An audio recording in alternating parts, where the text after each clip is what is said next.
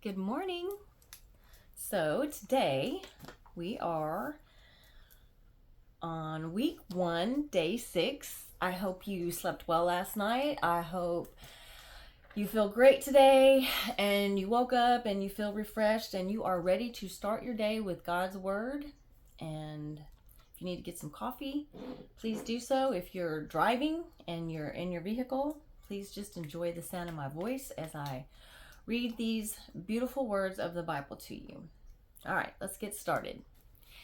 We are in week 1, day 6. We are reading Genesis chapter 13, verses 5 through 15. All right. Now Lot, who was moving about with Abram, also had flocks and herds and tents. But the land could not support them while they stayed together, for their possessions were so great that they were not able to stay together. And quarreling arose between Abram's herdsmen and the herdsmen of Lot.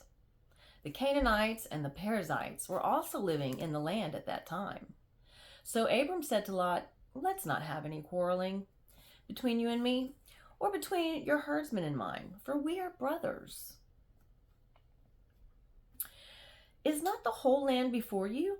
Let's part company. If you go to the left, I'll go to the right, and if you go to the right, I'll go to the left." Lot looked up and saw that the whole plain of the Jordan was well watered, like the garden of the Lord, like the land of Egypt toward Zoar. This was before the Lord destroyed Sodom and Gomorrah. So Lot chose for himself the whole plain of the Jordan and set out toward the east. The two men parted company. Abram lived in the land of Canaan, while Lot lived among the cities of the plain and pitched his tents near Sodom. Now the men of Sodom were wicked and were sinning greatly against the Lord. The Lord said to Abram after Lot had parted from him, "Lift up your eyes from where you are and look north, south, east, and west. All the land that you see, I will give to you and your offspring forever. I will make your offspring like the dust of the earth, so that if anyone could count the dust, then your offspring could be counted. Go, walk through the length and breadth of the land, for I am giving it to you." So Abram moved his tents and went to live near the great trees of Mamre at Hebron, where he built an altar to the Lord.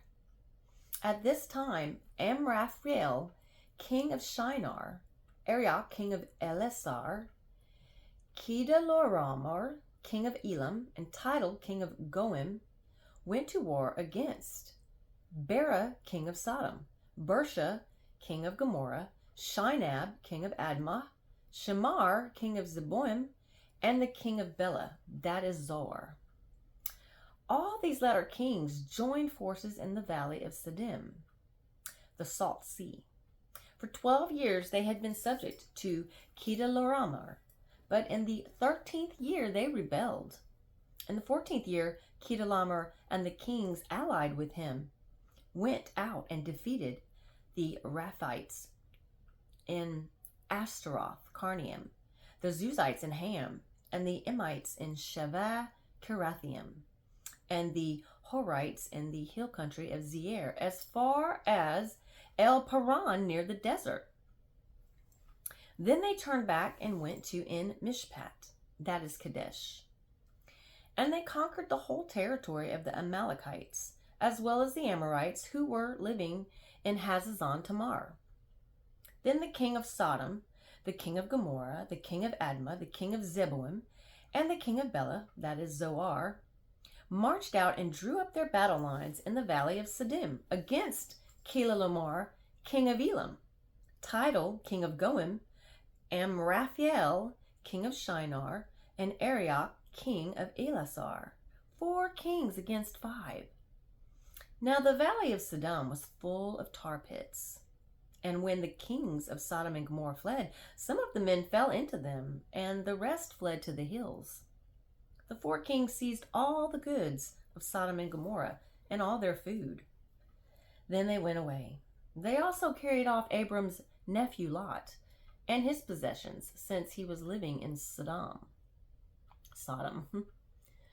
One who had escaped came and reported this to Abram, the Hebrew.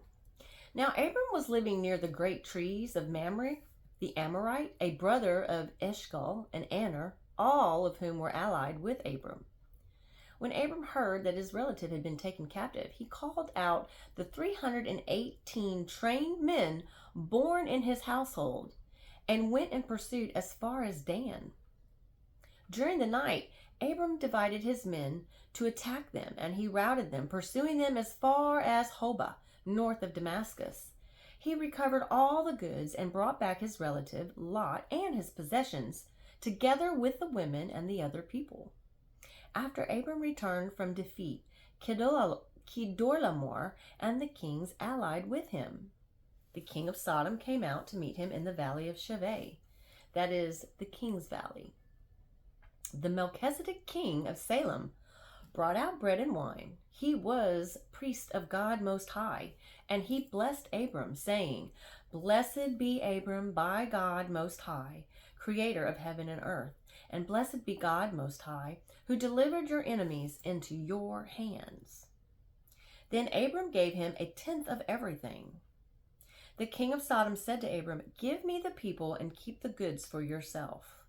But Abram said to the king of Sodom, "I have raised my hand to the Lord God Most High, creator of heaven and earth, and have taken an oath that I will accept nothing belonging to you, not even a thread or a thong of a sandal, so that you will never be able to say, 'I made Abram rich.'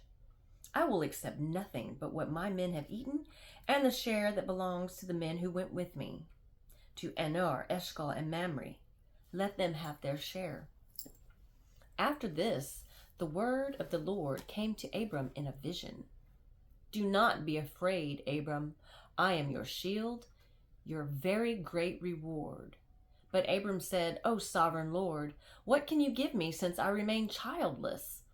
And the one who will inherit my estate is Eliezer of Damascus." And Abram said, "You have given me no children, so a servant in my household will be my heir." Then the word of the Lord came to him, "This man will not be your heir, but a son coming from your own body will be your heir." He took him outside and said, "Look up at the heavens and count the stars, if indeed you can count them."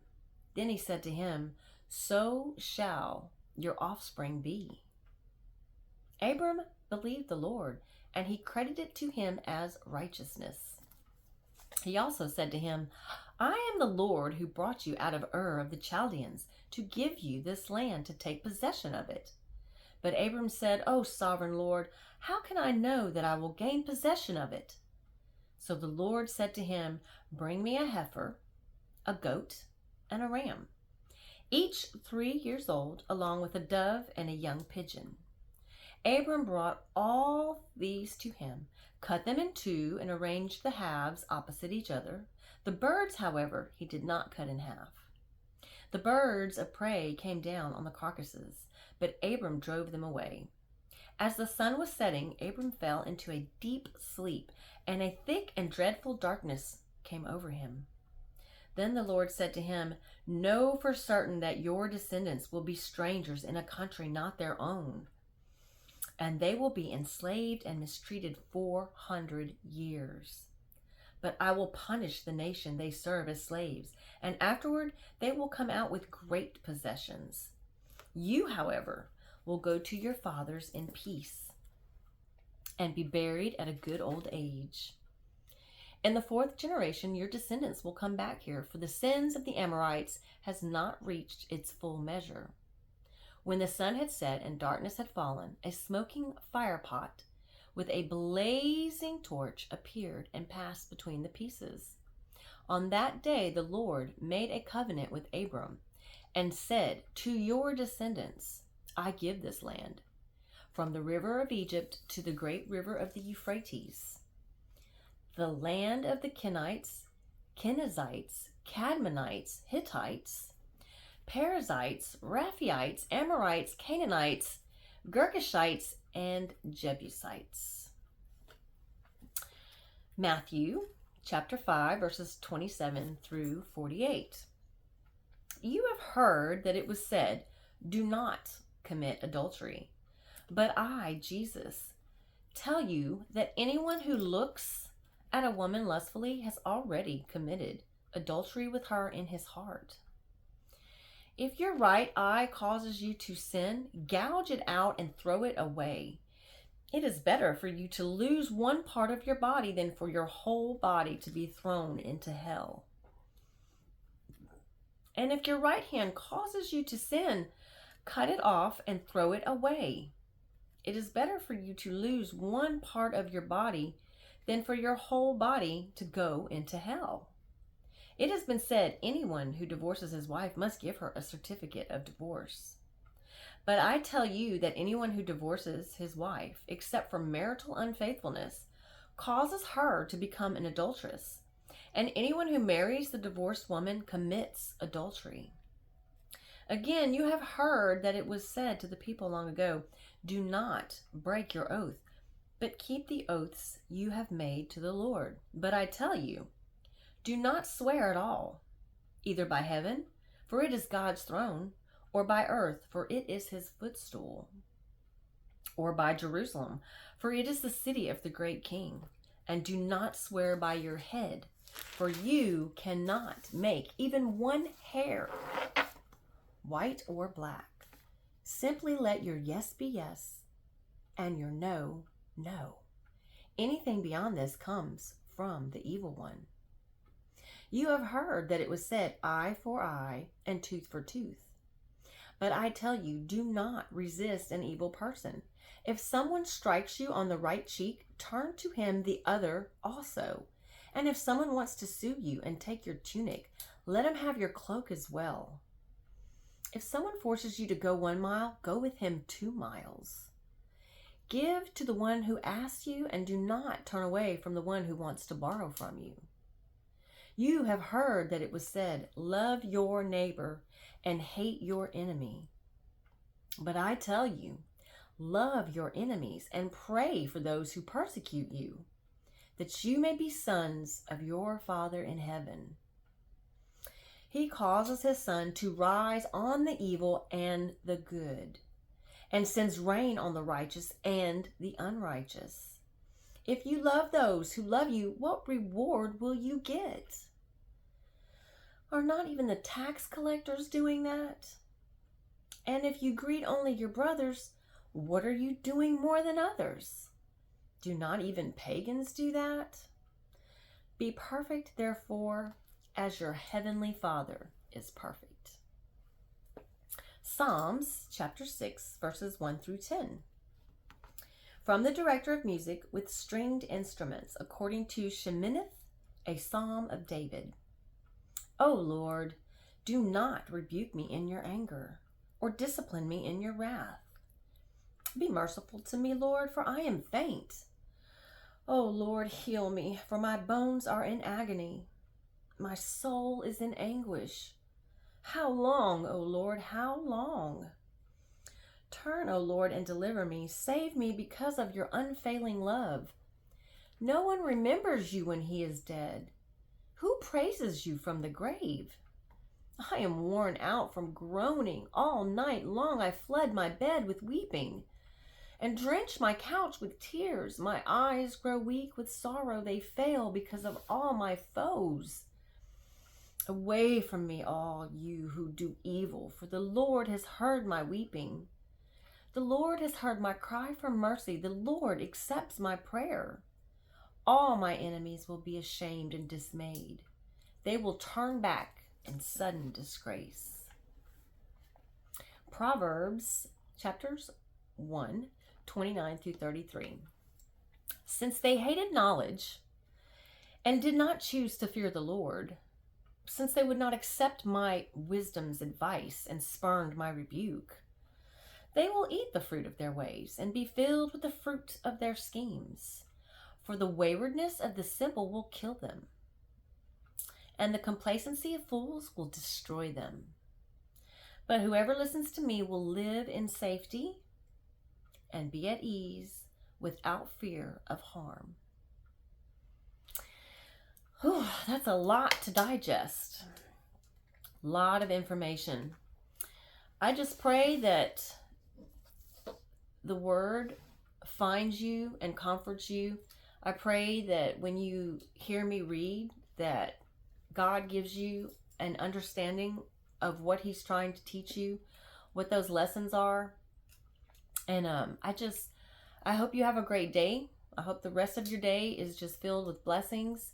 I hope that you have the right perspective and the right attitude, and that you make the best of everything that comes your way today, and that you are a blessing to people in your life. Try your best to stay positive, focus on positive things, and keep your eye on God. He's the prize. And I ask all these things in Jesus' name. Amen.